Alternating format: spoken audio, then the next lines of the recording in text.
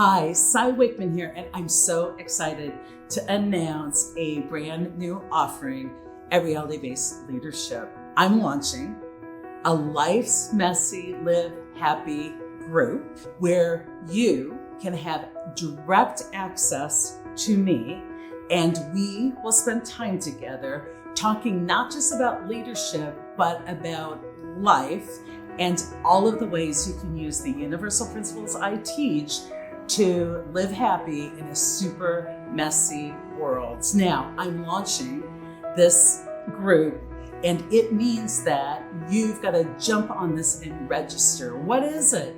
Every month for an entire year, we will gather together on Zoom. I will give you exclusive content that is not ready or out there for the masses. I will give you that content, and we will talk about everything from leadership to relationships to boundaries to gratitude to resilience to self-care. Like, we're going to cover the gamut. And then I'm going to do group coaching right there for all of us.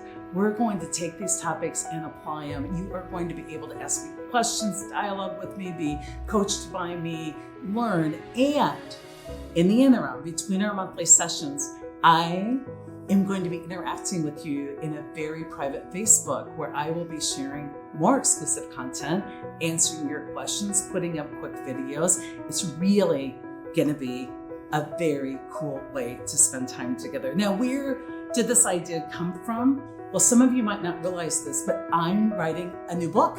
It's coming out next September.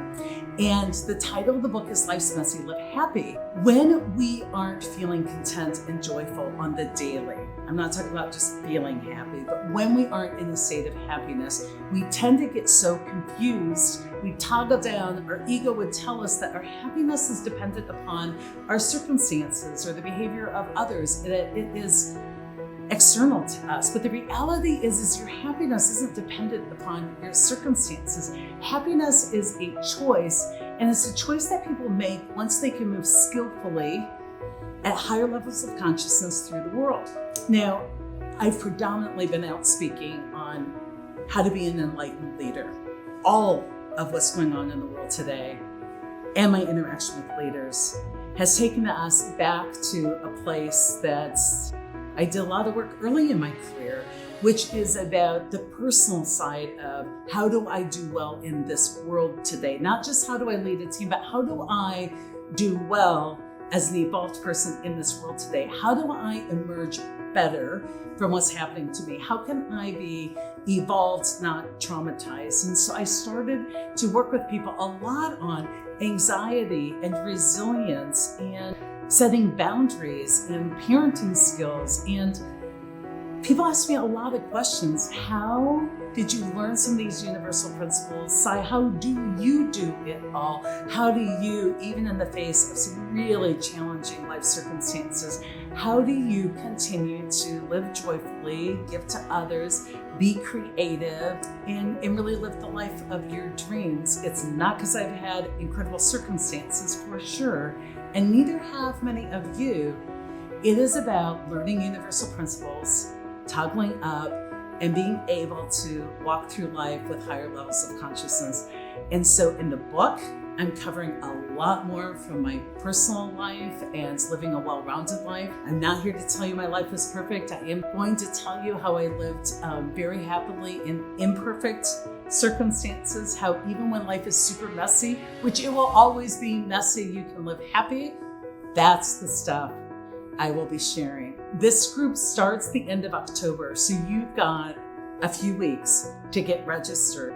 We will be together for an entire year. Whoever comes into this group needs to be in before it starts because the doors close, and that is our cohort that we will work together with, because I really want you not to just get wisdom that I can share, but I want you crowdsourcing and networking, and I really want to bring out the genius of the collective. If you want access to me, if you want to talk about things bigger than work, if you want to join a community of like-minded people who are working to really live a conscious, happy life, this is your opportunity. And I couldn't be more excited. This is something I've dreamt about doing for a long time, and I'm ready. I hope you are too. Get registered. Hello, everyone. Welcome to another episode of the No Ego Podcast. I'm really excited about today. I've got some big announcements, some real clarity in my own life, and I'm doing some brave things. So hopefully I'm role modeling for you live, and maybe I'll inspire you to do some brave things as well. I've thought a lot about the mastery culture that we live in. So many of the questions I get, so many of the emails I get are about like which book to read to be great at this and which technique to use or that I need to learn so that I can create or influence this. And what I mean by mastery culture is so much of our focus, I believe, is on like learning and the goal being to master it so that I somehow can control it or influence it or check it off my list or become fluent in it so that I now will do that well in the world. And I think all of that's a worthy goal. Don't get me wrong. But I think at times for me, especially, that the mastery culture, let me figure it out. Let me get to I know. The ego can come in and just undermines the mastery culture and really get us out of balance, because I think mastery needs to be balanced with mystery and the ability to come, sit, stay, be present in the mystery and the not knowing. And I think for so many of us, when we're dealing with certainty and unsettling times, our go-to strategy is mastery. And it's the ego's way to say, I need to know what this is about. I need some facts. I want some resolution. I want to understand this. I want to be able to participate in it or prevent it from the future. And that in a very subtle way, mastery can be co-opted by the ego to at least give us the illusion of some control. And again, I think mastery is phenomenal. I'm in the training business. I do a lot to help you all grow and develop and really master some things, especially some of the basic skills of deep listening and acknowledging and leading others in self-reflection and calling people to greatness. There are some techniques to master. And when all of this started in March, there was for me a willingness to not have to know what it's all about. And it's been really beautiful to watch some of my colleagues and speakers go into like, oh, I know how to pivot my business and I think I've got it figured out and I have an answer, and we'll just go out in this way with this virtual and we'll just start like making offerings. And I think that works for a lot of people. I am certainly not here to critique anybody else's path. And thank goodness, because so many people have added so much value in times of crisis. For me, I was really tuned into some solitude and connection with my gut and just going with what felt right, getting out of what I think would be right to do and into what felt right. And that small little seed has really germinated for me, where it just didn't feel right to come out with any semblance of knowing. I could definitely come out with helping and supporting on FaceTime or other places. But what I've gone deep in over the last 6 months for myself personally is willingness to be in the mystery, not necessarily the mastery, and willingness to get really messy in that, because it's really vulnerable. It's like, well, instead of like reading Instagram and going, nope, when it comes to this relationship, it says that's a toxic behavior, and I follow it down. And so now I know, given therapy on Instagram, I should never do this, or I should cut that person out of my life. Like we're Googling and looking for the answers of what to do.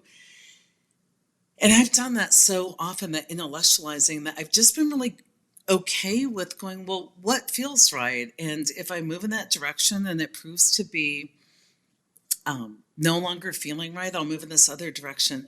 And so I'm excited for myself to be designing a life. And what I've done in that mystery is just a lot of noticing. And I've really noticed what I've resisted on the way into my life, and I've noticed what I've held on to too long going out of my life. I've been really working with living within the premise, or living aligned with, or definitely not fighting the principle of impermanence, that things are so sweet in your life for the very reason is that they aren't here for long. They're impermanent, and we don't know. We're surprised by things as they come in a wonderful way, that we're awestruck. And we also, don't always see the coming of how they're going to leave us. And so a lot of my life, I've been focused on saying yes and welcoming easily what comes into my life, and just being willing to say yes in ways that takes me outside my comfort zone. I even have whole yes days. And so I really got some muscle around being brave and doing hard things and taking risk and not arguing with why this is my deal. Like, I will gladly take it on. And I've grown my business by just being willing to do the extra and be willing to say yes. And now what is exciting for me is I feel like I've really mastered some of welcoming what's coming in easily. And now what I'm walking in the mystery of is mastering, or at least getting better at, the letting go easily. And it doesn't mean that I'm trying to keep things out of my life. What I'm doing, instead of having things come into my life, I want to welcome it. I just don't want it to always hit my list, or for me to commission and give away my most precious resource, which is my time and attention. So I want to welcome all that comes in my life that can expand my view, or expand my thinking, or blow my mind, so I have a lot more mystery and a lot less knowing. That's what I'm really going after now with what I welcome into my life. I want to welcome things in that add to my mystery, that make things even more unresolved. Pauline Boss was a therapist that talked about ambiguous grief. And ambiguous grief is grief that we have a loss, but we don't really have facts, or we don't have a resolution. It's as if somebody goes on a sailing trip and never returns. We don't know, can we grieve? Are they gone? Will they ever come back? And it isn't until you just acknowledge they could walk in any day and they could never return, and make a decision with agency, like, I'm willing to move forward even without the facts, without resolution. Like, the agency comes where I will live with multiple things being true at once. And so I was listening to some of her work, and just really hearing from her about our agency, or stepping up into accountability, can be willingness to live with the mystery. Where I think a lot of times in personal accountability, we narrow it down to, I'll step up and know my part in this, and know through self-reflection what to do different in the future. There's just a whole lot of knowing going on in personal accountability. And so what I'm finding is almost everything I teach, we go to this end of the spectrum, but there's duality in there. This contains this end of the spectrum. And so as we explore personal accountability, we over-rotate to knowing my part in the mess and self-reflecting, so that becomes visible. And the minute we do that, the ego can co-opt it, as if knowing our part means that we've mastered something. And the minute you think you've mastered something, it will be undone for you. And so the minute you learn, you probably have the next step of unlearning. The minute you know, you probably have entered into a new period of like not knowing. And so that's what I'm playing with right now. All that to say, what I have chosen to focus on next in my life is I want to work with and dance with letting go. And there's a lot in my life right now that I think I will find a lot of joy and sadness in letting go of. And I want to allow things in that expand me, but I want to let go of those things that come in, landing on my list and occupying or taking my time and attention. And I want to focus on letting go of things and creating space in my life. Because what I'm finding for me, the more space I have, the more inviting new ideas, the more invitation I have out to the universe of like new ideas coming in, the more space there is to be creative. It's almost like having nothing planned and being bored for the day. It makes more space for ideas to come and land. And I'm just fascinated with creating space. So I'm watching The Home Edit, which was kind of an obsession of mine. I'm through all the episodes. And one thing they said that really struck me is when you're thinking about, does this thing, and we're just talking material now, does this thing spark joy? Does it because there's a cost to it. If you choose the item, you give up space. And I'm really visual, so space is really big to me. Those of you that are designers know that white space is so important, that space is as important as the item, that we need really both in our lives. And that made so much sense to me, that the decision isn't, will I use this someday, and is it still useful, and is it good, and is it of value, and could it maybe serve a purpose? Is it a just in case? The commodity I'm trading is space, which is clarity and room to breathe and room for maneuvering and creating and thinking. So I've kind of gotten obsessed with like space and what I need to let go of, not just material things to create space. And I started to make a list of things that I either was willing to let go of or wanted to become willing to let go of. And it's really become a focus for me, because at this time in my life, there's just a lot of things coming to a wonderful completion. And I'm good with thanking that chapter of my life, that person, that process, that activity, and letting it go and seeing what happens. So one of the things I've had a lot of practice this year in letting go of is like my need to be understood. I found that I really hate it when people, in my mind, are wrong about me. And I had to get really willing for people to be wrong about me because they didn't know the whole story, or they didn't know what I keep private. I had to really get good at people being wrong about, the willingness to have people be wrong about me in order for me to be able to create the life that I was being called to create.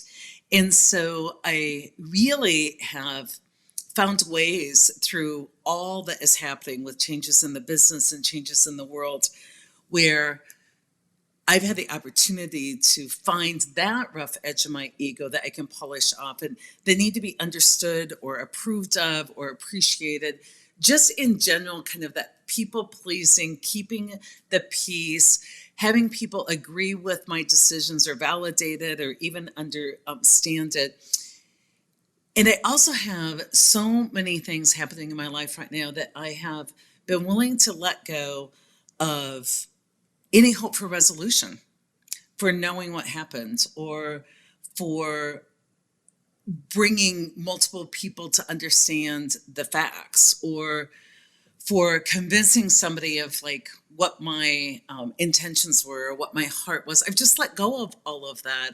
If I've caused harm, I want to fix that. If I am clear for myself, I don't need to like explain it. So I'm letting go of my need to like even explain things. Now, the reason I'm putting this out here in a podcast, and I'm flying solo this week, is I'm about to announce some really cool changes. in the podcast and in our business, and they're just temporary, but they're going to be good. And I also am encouraging you to find out where you have mastered something and then watch out for that over rotation and then cultivate the opposite of it. So as you are evolving, and we're all about love wins and evolution, if I had to give you your next assignment for reflection and contemplation, is look at your progress and give yourself just some amazing kudos for what you've survived, the hard things that you've done. Like, you've made it. We're doing okay. We're hanging in there. We're learning and unlearning a lot. So with a lot of gentleness, acknowledge where you've grown, where you've evolved. But I want you to know that the minute you evolve and you tip into mastery, you're in a dangerous place. And the minute you master one end of the spectrum, I'd recommend, I don't need you to do anything, I'd recommend that you do what I'm doing, where if you master this piece of it, you look very quickly to what's on the other end of that spectrum and where can you live in the mystery of how both can be true at the same time, and not err on mastering one or the other, but trying to gain fluency in many of these things. So I really mastered saying yes and letting things come into my life, and being so open for feedback and what people are saying to me, and having compassion and understanding for what's happening for them. And but as I've mastered some of that, I'm needing to now say, okay, I mastered welcoming so much into my life, and I've had such a rich, wonderful, full life.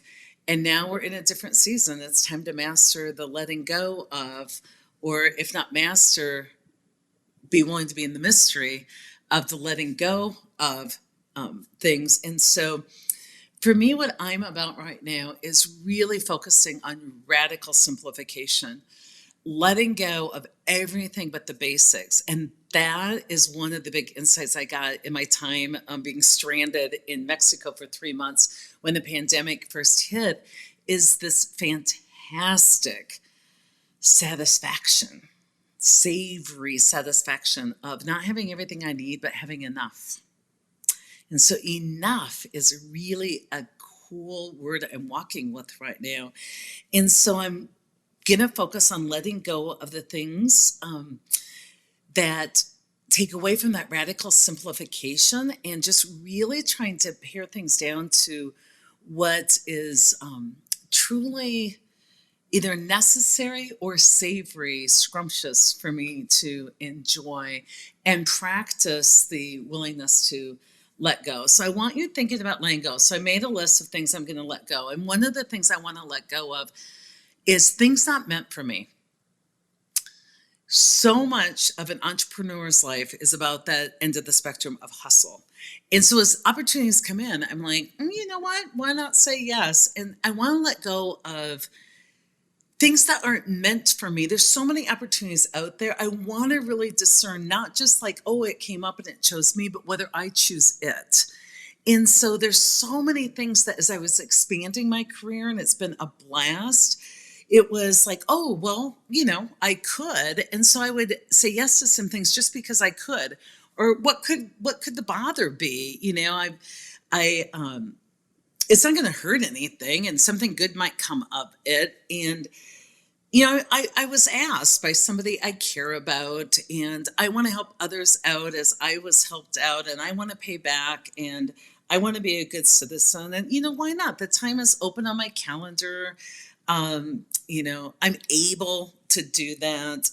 It could grow our business. And what I realized is, well, that was fantastic for me as I was expanding my business and able to help more people, that now I'm in a place where I want to raise my standards. And I'm sharing this with you because I'm hoping maybe you'll find some value in what I'm trying to share vulnerably, so that you can say, wait a minute, am I saying yes because I have time open on my calendar? Am I trading space for an item?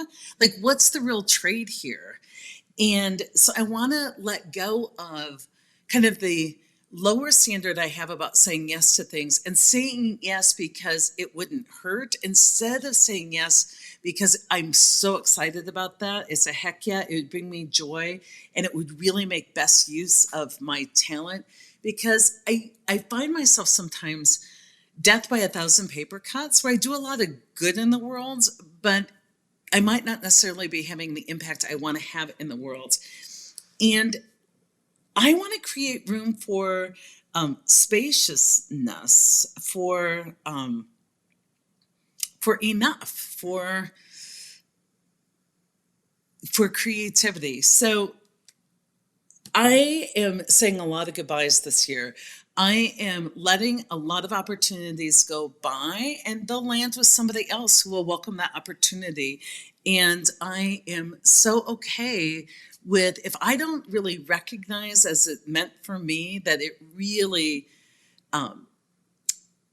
resonates, I'm going to just allow it to pass me by. And this is whole new behavior for me.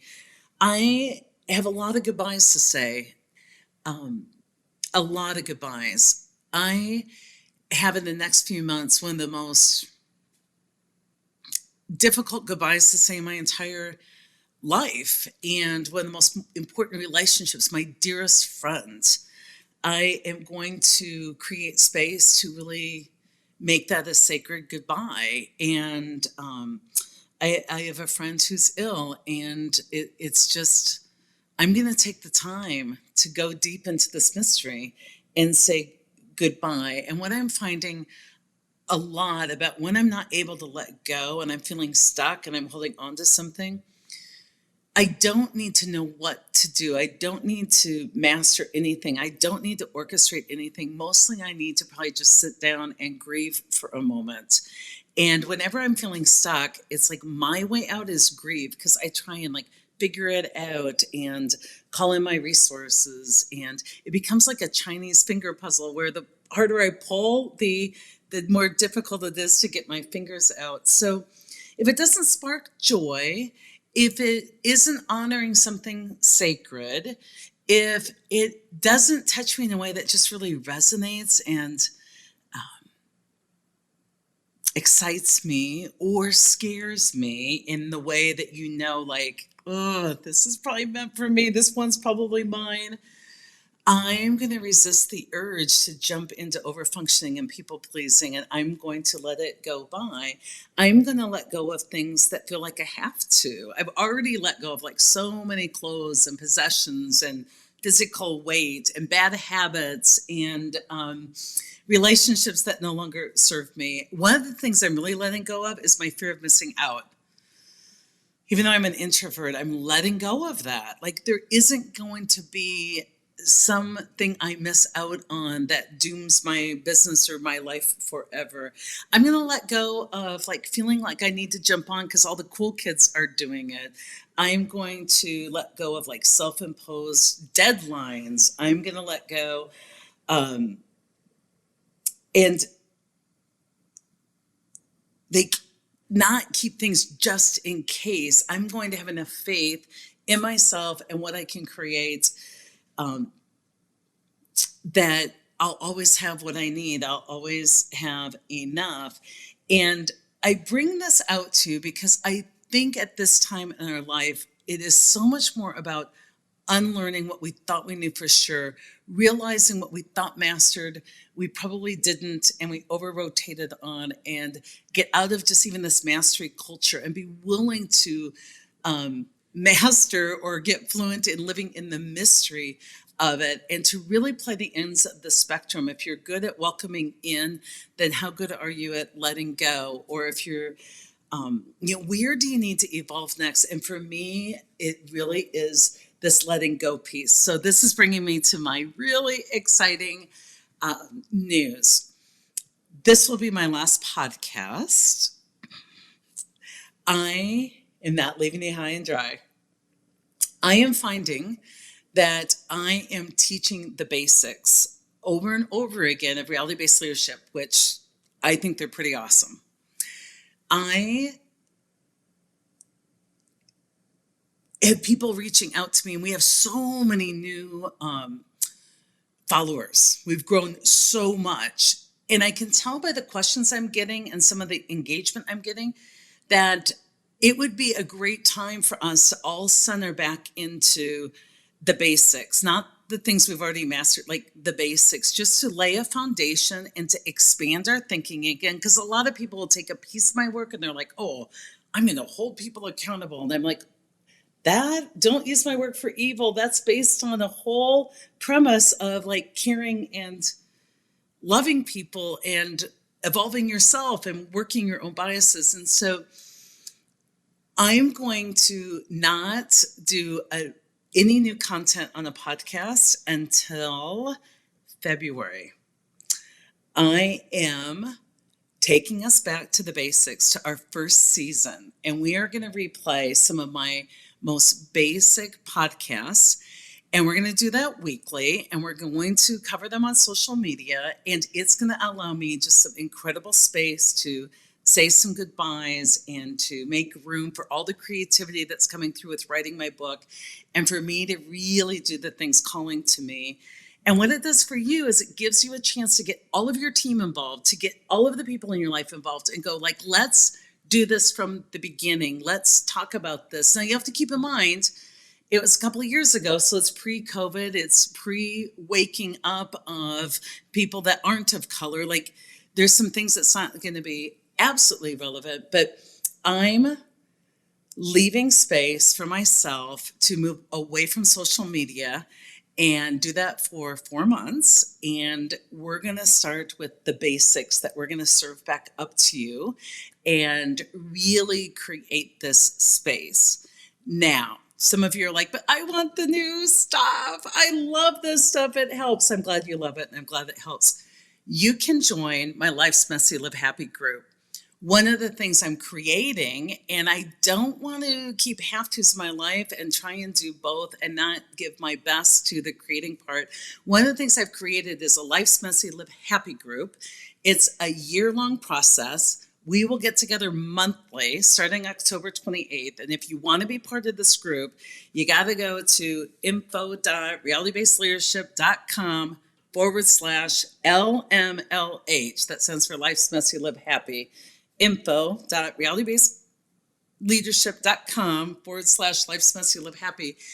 And there is where we're going to come together in a more iterative, collaborative, collective way, because together we're genius.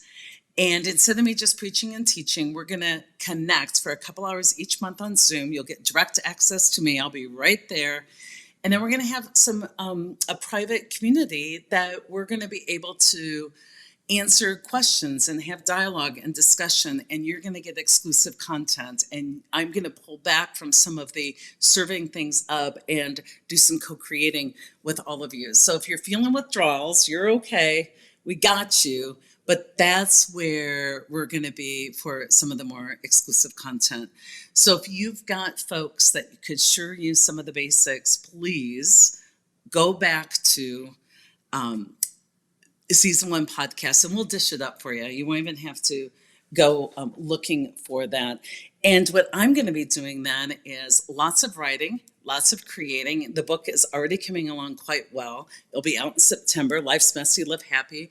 But in order to really let that book have space to just be deep and big and rich and luscious, I am limiting my connecting with people to kind of protect my energy. And we're going to do it in this Life's Messy, Live Happy group. Now, there will still be things we're doing because we love it. I'm going to be, for instance, end of October, doing a 3-hour webinar that gives HR credits, business credits. So you're going to want to tap into that. And it's sponsored by the HR of the Midlands group here in Omaha. But all of this is out there. You'll see it on social. But I want you connecting in with us. We want to feed you. We'll still be doing a lot of work with our clients. We'll still be doing a lot of things. But I'm being very brave. I've never moved away from what does I want and what really excites me and how can I just create a lot of space for myself. It feels so luxurious. and also create space for myself to do a lot of letting go. And you'll read about some of that in the book and the people that are dear to me.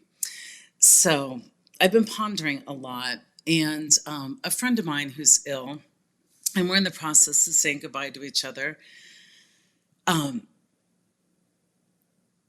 Someone asked me about why we're so close. And I'm like, oh my gosh, I've just always felt so unconditionally loved by her.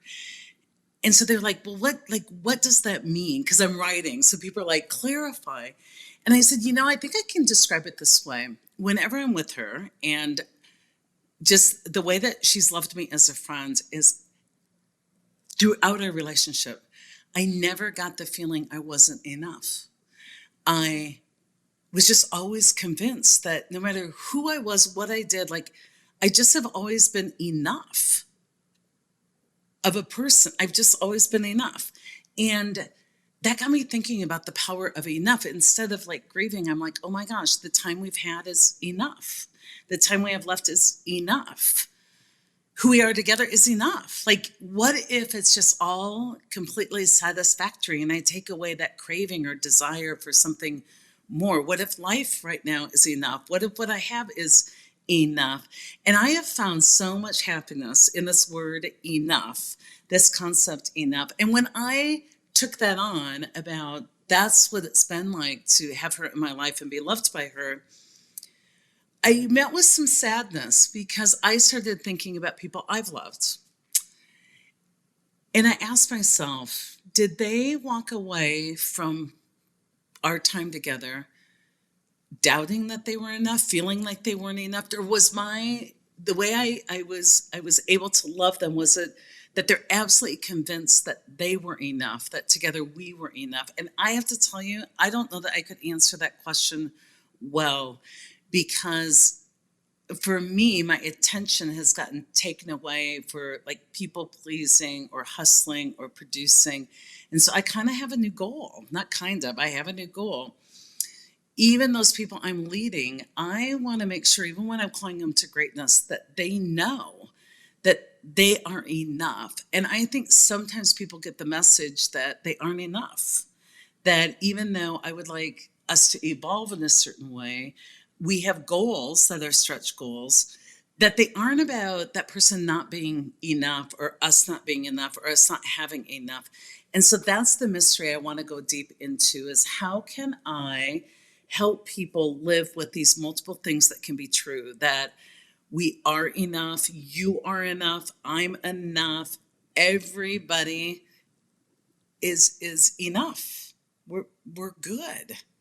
And we could be improving, and we could be more open-minded, and we could improve on the times we toggle into ego. My mom used to say, Sai, you're perfect and you could stand some improvement. And I want to be able to go back in, and as I work with people, as I have people in my life, I want our time together to be such that if people leave with one thing, they feel absolutely certain that they're enough. And for me, I think that's the definition of love.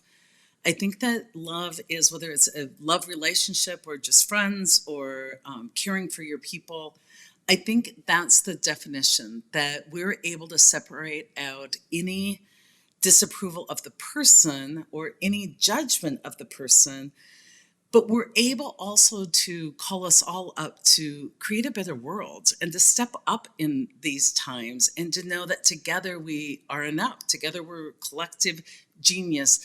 These are tough times, folks, but they are our times. And I want to make sure I can come at that with enough presence and open-mindedness and open-heartedness. So what's the lesson of the podcast today?